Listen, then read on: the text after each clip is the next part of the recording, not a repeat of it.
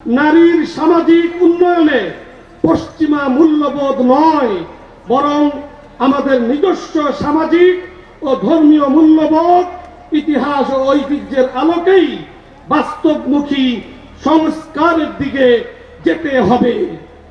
2.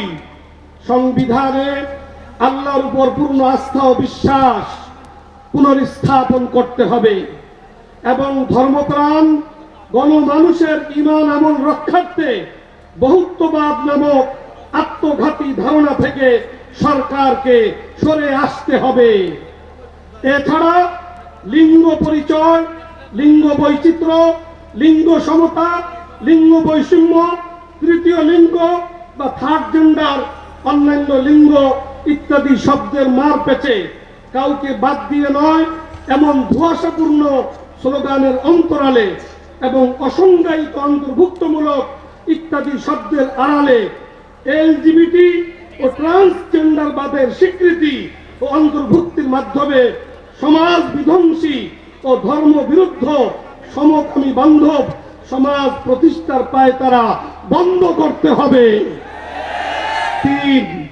শাপলা ও জুলাই গণহত্যার বিচারে গতি আনতে ট্রাইব্যুনালের সক্ষমতা আরো বৃদ্ধি করতে হবে। জাতীয় নির্বাচনের আগেই ফ্যাসিস্ট হাসিনা ও তার চিহ্নিত দোষরদের বিচার সম্পূর্ণ করতে হবে। 4. গণহত্যাকারী ফ্যাসিস্ট আওয়ামী লীগকে সন্ত্রাসী দল হিসাবে ঘোষণাপূর্বক বিচার নিশ্চিত করতে হবে।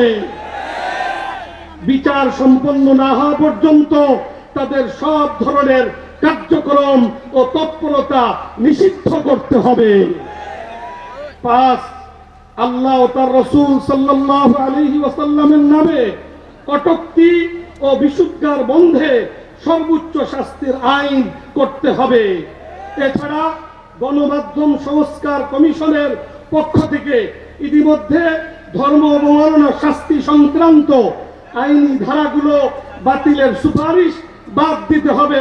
এ ব্যাপারে কোন রকমের ছাড় দেওয়া হবে না। 6. চট্টগ্রামে উগ্র হিন্দুত্ববাদীদের হাতে শহীদ সাইফুল ইসলাম আলিফ হত্যার উস্কানিদাতা চিন্ময় দাসের জামিন প্রত্যাহার পূর্বক তার দৃষ্টান্তমূলক বিচার করতে হবে। 7. ফ্যাসিস্ট হাসিনার শাসনামলে সারা দেশে প্রতিবাদী আলেম ওলামা, মাদ্রাসা শিক্ষার্থী ও ইসলাম মনা তরুণদের বিরুদ্ধে হওয়া মিথ্যা ও বানোয়াট সকল মামলাগুলো অতি সত্বর প্রত্যাহার বা নিষ্পত্তি করতে হবে।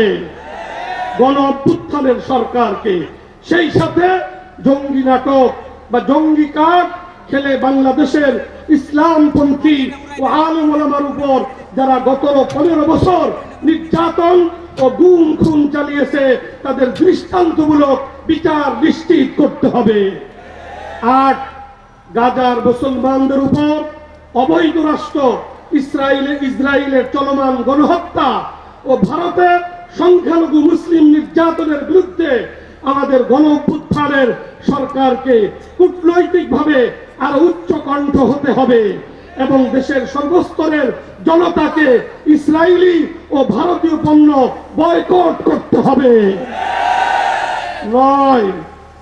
এদেশ 90% মুসলমানের দেশ, অতএব শিক্ষার প্রাইমারি লেভেল থেকে সর্বোচ্চ পর্যায় পর্যন্ত সর্বস্তরে ইসলামী শিক্ষাকে বাধ্যতামূলক করতে হবে।